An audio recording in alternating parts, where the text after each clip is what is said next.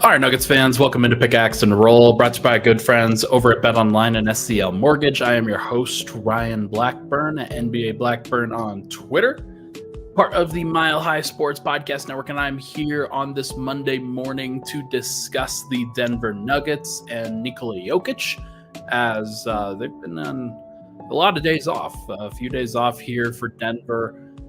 Basically, they've gotten their only break that they've had post All-Star break during this stretch, and it's been nice. It's been good for your boy. That's for sure.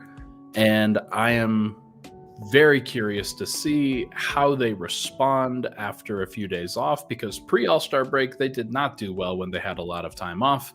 But that was more of a focus thing, more of an energy thing, more of a desire thing. I think they have that desire now. That's not really as much of a question for me. The real question is, like, are they curious and wanting to see whether they can do something against Minnesota on Tuesday night? We will find out. We'll look at that together. But right now, we're going to go over the MVP conversation really quickly. I'll talk about some stats that I have for Denver against top 10 teams. Easiest playoff matchups for the Nuggets and Christian Braun's season. We'll get into all of that. A full show here over at Pickaxe and Roll. Very excited to get in on the action. But first, want to make sure to talk to everybody about the sponsor of today's podcast, BetOnline, the world's most trusted betting platform and your number one source for everything during all this college basketball madness. Even if your bracket is busted, BetOnline has so many ways for you to get in on the action this year. You can live bet every remaining tournament game. They did do a free Sweet 16 bracket. Hopefully you got in on the action there. They have a large selection of odds on everything from college basketball to MLB, NHL, MMA. Obviously, the NBA is central to this particular conversation. BetOnline continues to be your number one sports betting source. They've got you covered. Odds, stats, and more on every game, every play, and every win. BetOnline, the game starts here. Once again, I'm your host, Ryan Blackburn. Thank you so much for tuning into the show. Hit that like button, hit that subscribe button. I know not a lot of Nuggets fans are going to like the take that I'm about to put out here, but I wrote an article, posted it this morning, about how I think Shai Gilgeous-Alexander is going to win the MVP this year. And it's not as undeserved as a lot of Nuggets fans want to make it out to be.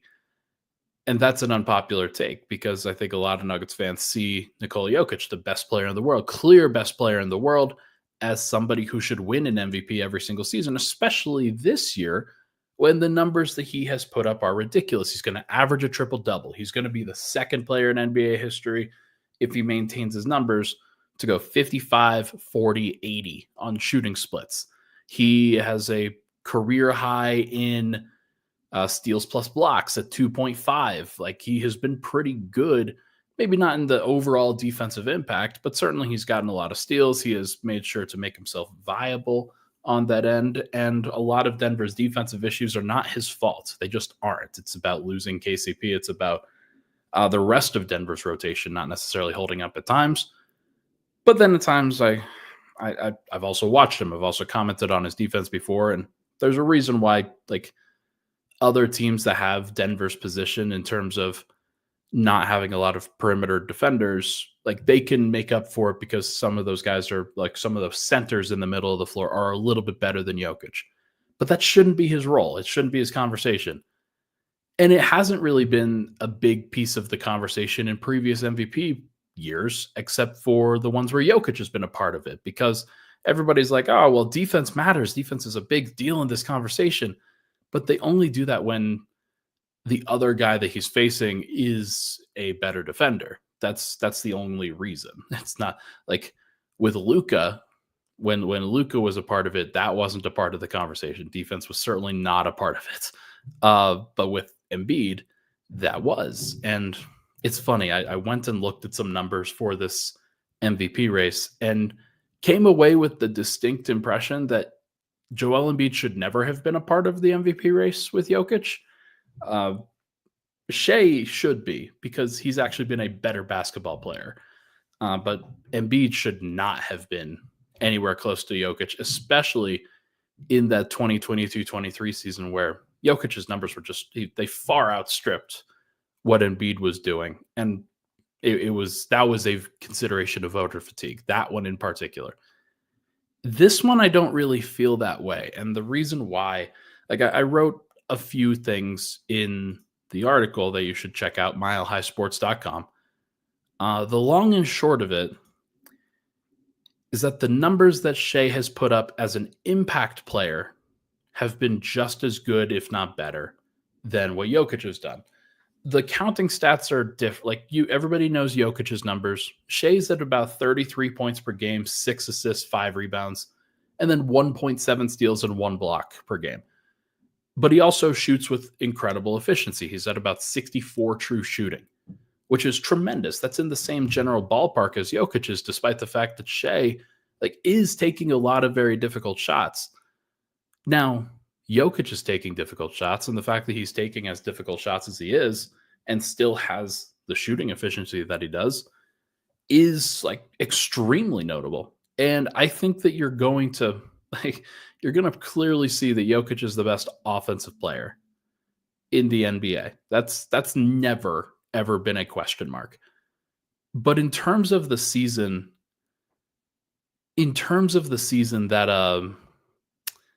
that Shai is having, it's about the most impactful. What is the most impactful? What is the most valuable season this year? Because again, I still think that Jokic is the best player in the world. So how can I possibly be thinking that Shai deserves the MVP? I go and look at the numbers, and total plus minus on the season, Shai leads the entire NBA at plus 878. Plus 878 is a really high number. It's one of the highest plus minus numbers in a while. Jokic this year is second in the entire NBA at plus 541. That is a gap of over 300 in the plus minus department, just raw plus minus. OKC has an unfathomable plus 17.1 net rating when Shai is on the floor. When he's off the floor, they're still pretty good. They're still pretty impressive at plus 4.3. And that's where a lot of Nuggets fans get very bothered, because how could you possibly be MVP when your team is so good while you're off the floor?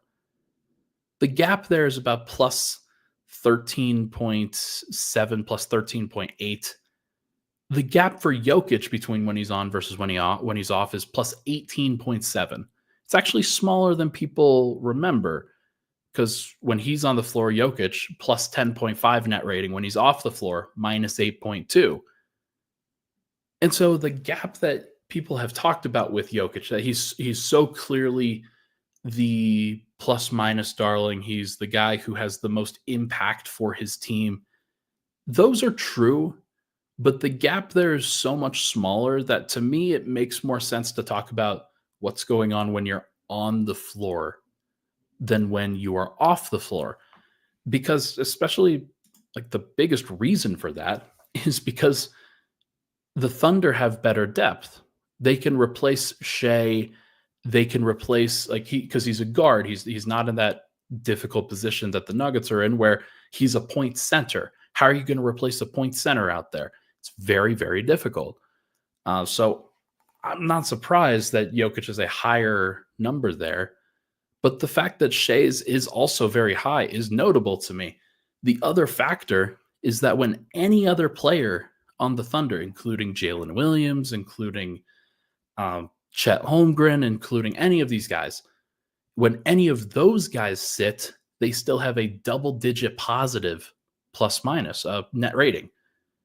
When Shai sits, it's only a plus 4. So he really is the central piece of what they're doing, despite the fact that he's not leading the NBA in assists or pretty close to it like Jokic is. It's a different way of impact. And something there is going on statistically that the true traditional numbers are not picking up. I think if you looked at this MVP race from a traditional number standpoint, you'd be like, Jokic is definitely going to win. Jokic should win. But there are some underlying numbers, I think, behind the scenes that show Shai's impact on both ends of the floor. And he is a better defender than Jokic. He doesn't have a harder job than Jokic, that's for sure. That's because Lou Dort is taking on toughest perimeter possessions. And then Alex Caruso and Aaron Wiggins and those guys can come in. Jalen Williams is like their big wing defender. They can hide Shai if they want to. They usually don't want to. They usually don't have to, but they can. And so it's a very interesting part of the conversation. Yeah, and here's a good explanation of this comment from Sheila of Tommy. I think it's just it's the value of you lifting a bad team to very good or lifting a good team to all time. And in previous years, the best player on the best team was always kind of the narrative that had popped up. Like, that's a dumb narrative to me. You should always be trying to find the most impactful season, regardless of whether they're lifting a bad team to good or a good team to all-time great. But I do think that that's a pretty good approximation of what we're seeing here. And Denver, for all of the interesting positive wins that they've had without Jokic, it still just looks and feels extremely shaky. And whenever he's off the floor, when he's playing, you can see that pretty consistently against any team that's better than like the bottom 10 teams in the NBA. So it will be interesting to see how that handles and what that's looking for. I see DB just popped into this StreamYard. So what's up, DB? I'm curious to see how this ultimately breaks down, this MVP race. But I do think that the most likely situation for Denver at this point is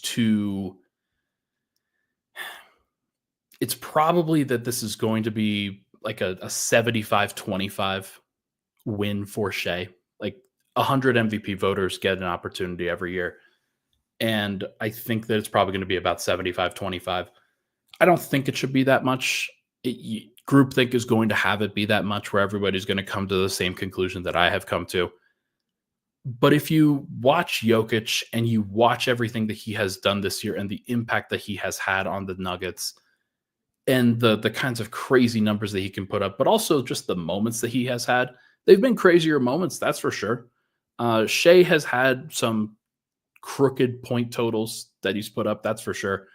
But he hasn't ever put up 30, 20, 20. He hasn't ever put up the 50-point triple doubles that the Jokic has put up.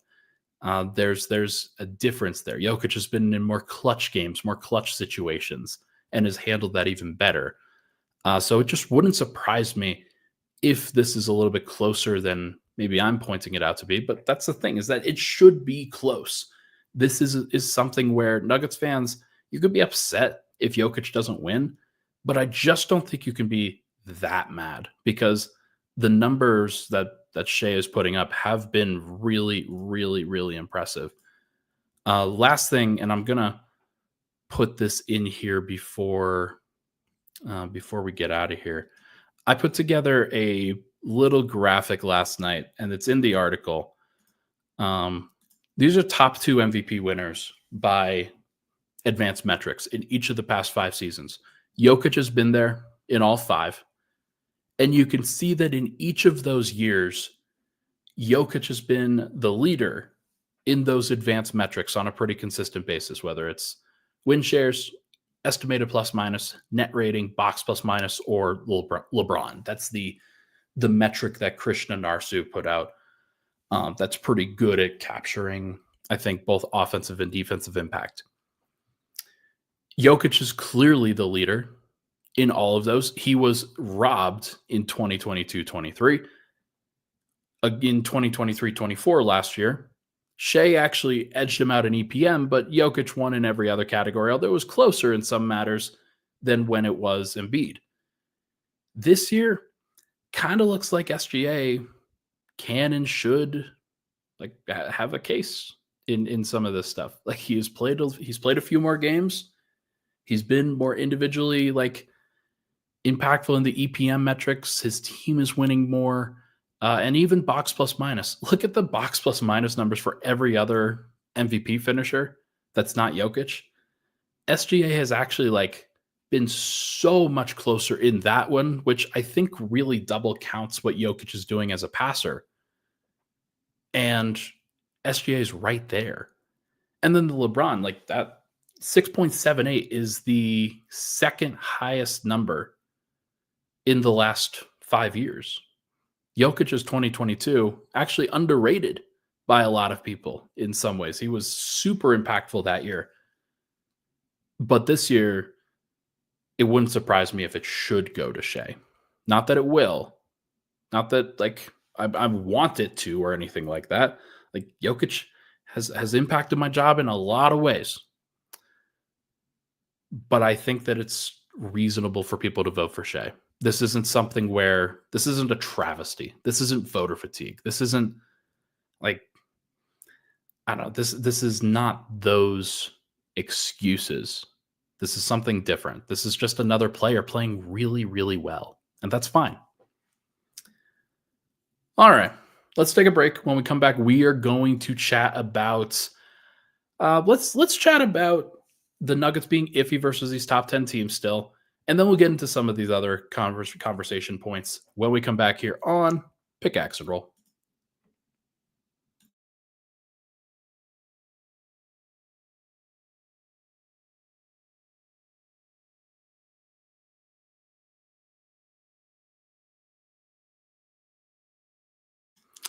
All right, we are back. Pickaxe and Roll. Ryan Blackburn here. Thank you so much for tuning into the show. Hit that like button, hit that subscribe button. Would really, really appreciate it.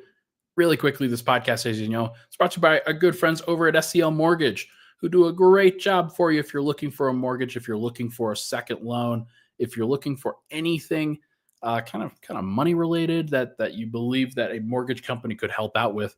SCL Mortgage is the right company for you. They've got hundreds of happy customers, a 5-star reputation. Contact our friends over at SCL Mortgage because they are a great mortgage company that you can trust. Call 303-790-2222 or visit myspecialmortgage.com. All right, let's get back into this. The Nuggets are still iffy versus these top 10 teams. That is still a thing that is happening. It hasn't really changed, even though the Nuggets have been playing a lot more top 10 teams. Actually, that's the reason why it hasn't changed, is because they have been playing them. On the season, the Nuggets, if you go over to Cleaning the Glass, I know not all of you have a Cleaning the Glass subscription, but I'm looking at it now. I'm sorting by games versus the top 10 teams in point differential. The Nuggets rank 12th in the NBA. The teams ahead of them, OKC, Boston, Cleveland. Okay, not a surprise. Minnesota is 4th. Minnesota is 4th. They are a team that rises to the occasion in some of these situations. They have the 4th best offense and